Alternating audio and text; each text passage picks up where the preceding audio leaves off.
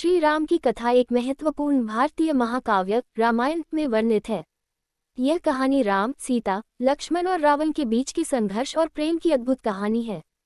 यहाँ पर संक्षेप में श्री राम की कथा प्रस्तुत की जा रही है। राम का जन्म। अयोध्या के राजा दशरथ और रानी कौशल्या के घर राम का जन्म हुआ।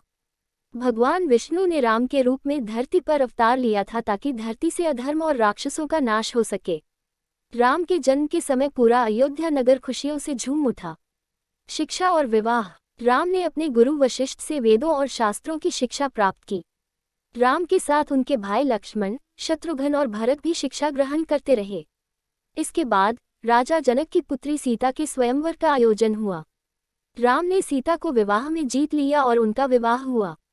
वनवास। राजा दशरथ ने राम को अयोध्या का राजा घोषित किया, लेकिन रानी कैकेयी, जो दशरथ की दूसरी पत्नी थी, ने अपने बेटे भरत के लिए राम को वनवास भेजने की मांग की।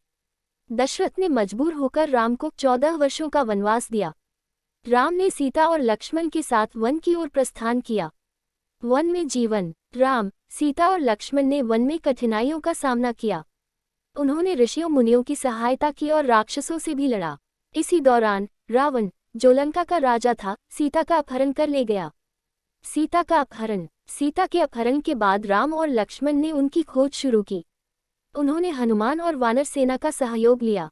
हनुमान ने सीता का पता लगाया और उन्हें आश्वासन दिया कि राम उन्हें बचाएंगे। रावण से युद्ध। राम ने रावण के खिलाफ युद्ध की तैयारी की। राम और रावण के बीच एक महान युद्ध हुआ। अंततः राम ने रावण का वध किया और सीता को मुक्त किया। लौटना और राज्याभिषेक। राम, सीता और लक्ष्मण अयोध्या लौटे।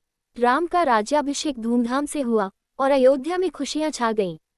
राम और सीता ने धर्म, आदर्श और प्रेम का प्रतीक बनकर सभी को एक नई दिशा दी। निष्कर्ष। श्री राम की कथा केवल एक कहानी नहीं है, बल्कि यह जीवन के अनेक पहलुओं को दर्शाती है। यह हमें सिखाती है कि सत्य, धर्म और प्रेम के मार्ग पर चलना हमेशा सही होता है।